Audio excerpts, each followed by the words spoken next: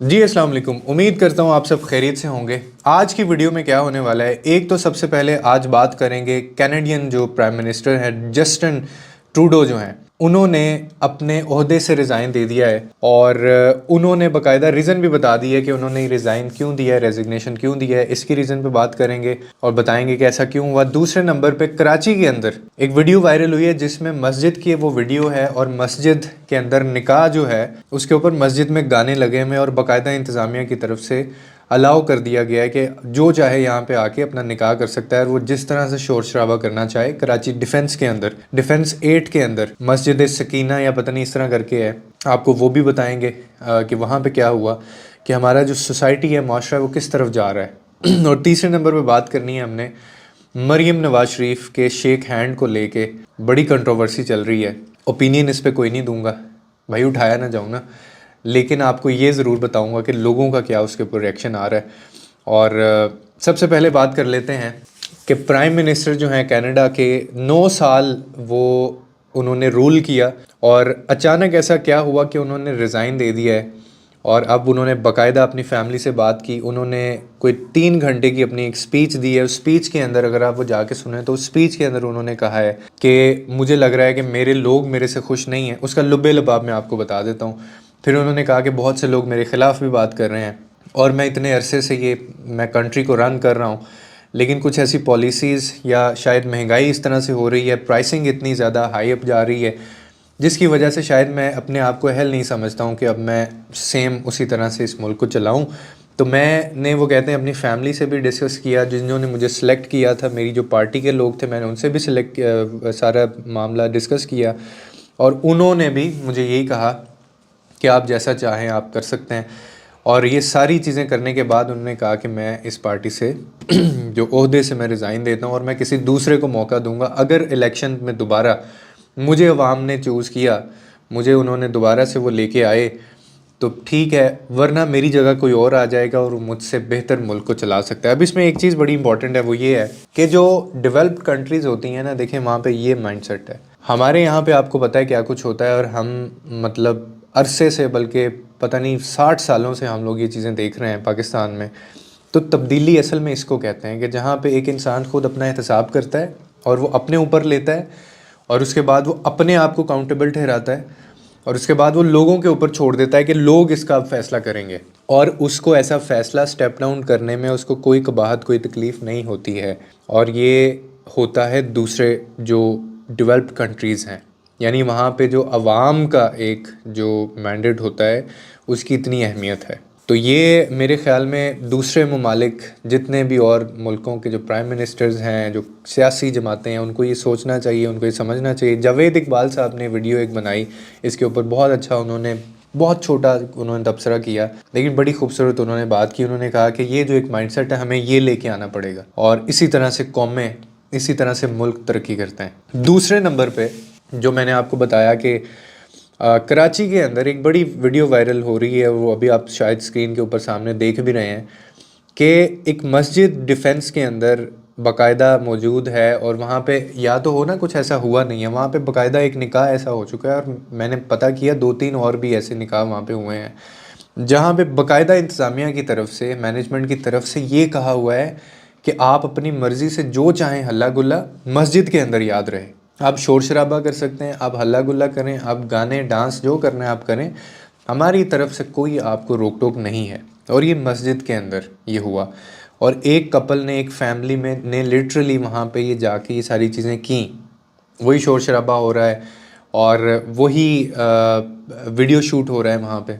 एक बड़ी कंट्रोवर्सी चली थी जब ये उनकी, हमारे कोई एक वो सईद पता नहीं करके, उनका नाम मेरे जहन में नहीं आ रहा, सईद करके है, हमारे सिंगर है, उन्होंने एक सबा कमर के शायद वो गाना एक फरमाया था मस्जिद के अंदर, तो बाद में उनको माफ़ी मांगनी, बिलाल सईद शायद, माफ़ी मांगनी उनको पड़ गई थी। लोगों ने बड़ा, वो लोगों का आउटरीच आया, लोगों ने इस पर रिएक्शन दिया था कि ये नमाज़ें पढ़ने की जगह है, इबादत करने की जगह है, या फिर ये गाने डांस और तस्वीरें खींचने की जगह है। तो अगेन मैं जो बात करता होता हूँ कि ये जो कल्चर है, ये जो कहाँ से आ रहा है, हम कहाँ से ये सारी चीज़ें डिराइव कर रहे हैं, हम कहाँ से ये चीज़ें अडेप्ट कर रहे हैं जो हमारे आइडियल्स हैं।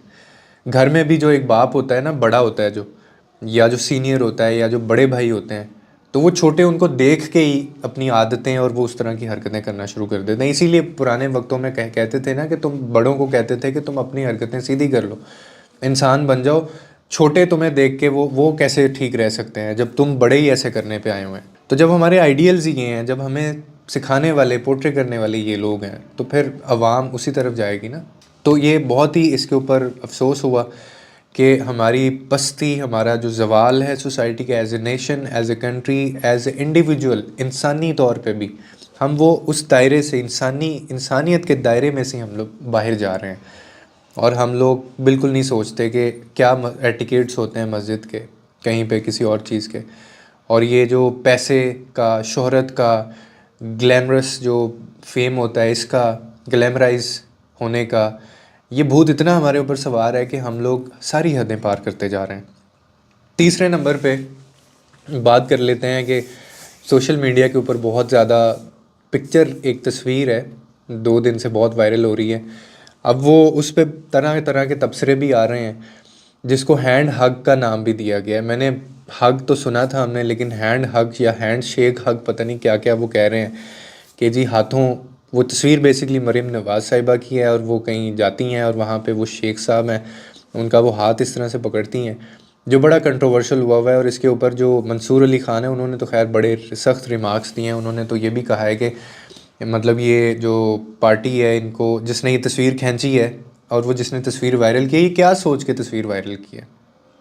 और मरीम नवाज़ साहिबा के ऐसे क्लिप्स भी सामने आ रहे हैं जिसके अंदर वो पहले एक जगह पे वो कहती हैं कि मेरी जो मतलब मैं गैर महरम जो होते हैं या उनकी तरफ मैं देखती भी नहीं हूँ, या मेरी घर से ऐसे तरबियत है कि मैंने हमेशा मैं इस्लाम के मुताबिक मैंने ज़िंदगी गुजारी है। तो और एक तरफ उनकी ये इस तरह तस्वीर भी वायरल हुई है। लेकिन मैं इतना आपको बता सकता हूँ कि ये तस्वीर फ़ोटोशॉप नहीं है। ये जो तस्वीर आपके सामने आपने देखी होगी सोशल मीडिया के ऊपर, बड़े तबसरे हो रहे हैं, ये फ़ोटोशॉप नहीं है, ये एआई जनरेटेड पिक्चर नहीं है।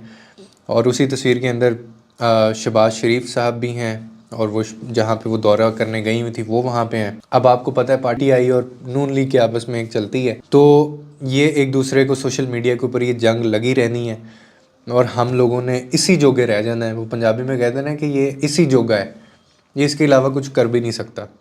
तो हम लोग यही कुछ कर सकते हैं, तबसरे कर लिए, एहतजाज कर लिया ऑन सोशल मीडिया, एक दूसरे की इज़्ज़त पे बात कर ली, एक दूसरे की इज़्ज़त उछाल ली और एक दूसरे को गंदा कर दिया, गाली गलोच। सियासी तौर पे हम लोग इतने उस ऐसे एक स्टेज पे चले गए हैं कि शरीफ आदमी वैसे ही बेचारा वो कहता है यार मेरा सियासत से कोई ताल्लुक़ नहीं है, क्योंकि इसमें इतना गंद है। माएँ बहनें और उनकी इज़्ज़तें और पता नहीं हम कैसे कैसे बयानात देना शुरू कर देते हैं। मैं किसी भी चीज़ को डिफेंड नहीं कर रहा, ना मैं किसी के हक़ में बात कर रहा हूँ, मैं एक ओवर आपको जनरल व्यू दे रहा हूँ कि जो सोसाइटीज़ होती हैं ना, जो नॉर्म्स जहाँ पे होते हैं, एटिकेट्स होते हैं, वहाँ पे ये चीज़ें नहीं होती। आपने कभी किसी बाहर के मुल्क की कोई ऐसी चीज़ सुनी हो, उनके कभी आपने ऐसे टॉक शो सुने हो जिसमें ये चीज़ें डिस्कस हो रही हों कि जी उसने उसको गले लगा लिया, उसने वो उसको मिल लिया, वो वहाँ पे क्यों चला गया, उसने ऐसा क्यों किया, उसने टिकटॉकर्स को क्यों बुला लिया। तो ये एक हमारे सोसाइटी में ये ट्रेंड एक अब चल पड़ा है। चौथे नंबर पे एक और आपको दे देता हूँ इन्फॉर्मेशन कि एलॉन मस्क जो हैं, उनका जो सैटेलाइट, वो एक इंटरनेट बड़ी स्पीड से, जो पूरी दुनिया के अंदर सबसे ज़्यादा स्पीड वाला इंटरनेट है, वो बाकायदा उसकी भी मंजूरी दे दी है पाकिस्तान ने। कल ये एक हमें ट्वीट मिला था, ये पैगाम आया था कि शायद वो लोग पाकिस्तान से वो कांटेक्ट करना चाह रहे हैं, या पाकिस्तान की तरफ से अभी कोई किसी किस्म का परमिट नहीं दिया गया, लेकिन अब बाकायदा तौर पे दे आर इन कांटेक्ट और उन्होंने मंजूरी दे भी दी है। और जल्द ही वो जो इंटरनेट है वो आप इस्तेमाल कर सकेंगे, और वो ऐसा इंटरनेट होगा कि आपको किसी कंपनी की सिम की ज़रूरत नहीं पड़ेगी। मतलब the fastest internet in the world, वो जो हमारा एक ख्वाब होता था ना, वैसे दूसरे कंट्रीज़ में खैर ये इसके अलावा भी इसी तरह से चल रहा है इंटरनेट, वहाँ पे ये इश्यूज़ नहीं है।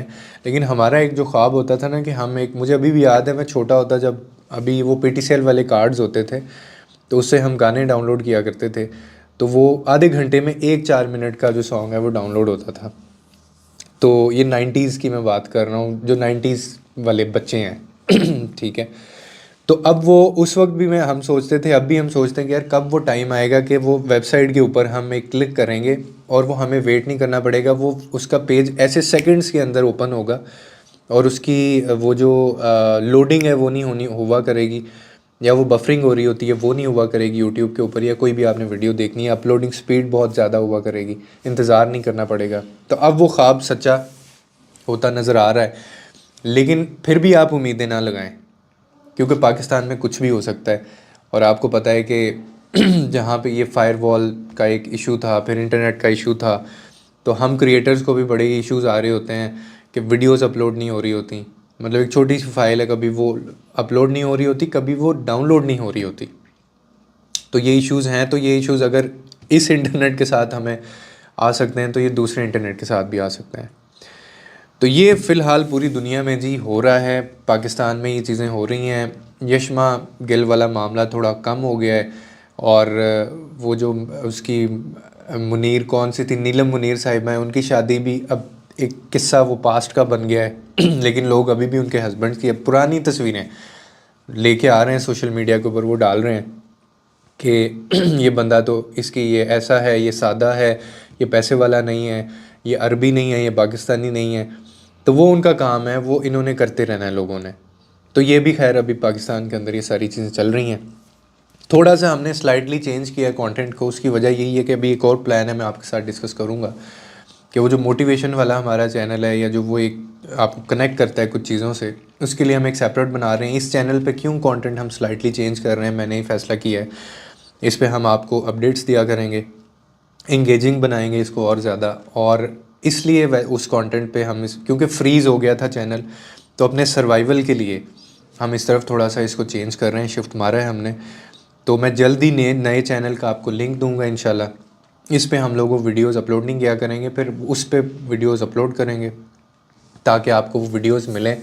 और वो लोग जिनको ज़रा मेरे से गिला है और वो मुझे कहते हैं कि आपको हम किसी और वजह से जानते हैं, तो अपनी लेगेसी को ना छोड़ें। तो मैंने अपनी लेगेसी नहीं छोड़ी है और वो छोड़ेंगे भी नहीं इंशाल्लाह हम लोग। लेकिन सर्वाइवल के लिए आपको बहुत सारी चीज़ें करनी पड़ती हैं, क्योंकि ये चैनल फ्रीज़ हो गया हुआ है और इस चैनल के ऊपर व्यूज़ जो हैं वो बिल्कुल नहीं आते हैं।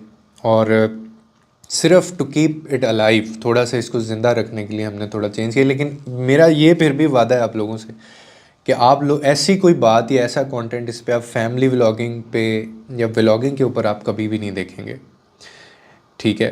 तो उस तरफ से मैं आपको कभी मायूस नहीं करूँगा। इंशाल्लाह प्रोडक्टिव ही होंगी चीज़ें, इंफॉर्मेशन बेस्ड होंगी, और हम फिर भी बात करेंगे उसी चीज़ के ऊपर जो हम पीछे से करते आए हैं। तो उम्मीद करता हूँ आपको ये इसमें चेंज पसंद भी आएगा, और मेरी उम्मीद है कि आप इसमें मेरा साथ दें और बल्कि सजेस्ट भी करें कि मुझे क्या करना चाहिए। बाकी इंशाल्लाह नई वीडियोस के साथ हाज़िर होते हैं। लोगों के लिए आसानियाँ पैदा करें, रब आपके लिए आसानियाँ पैदा करेगा।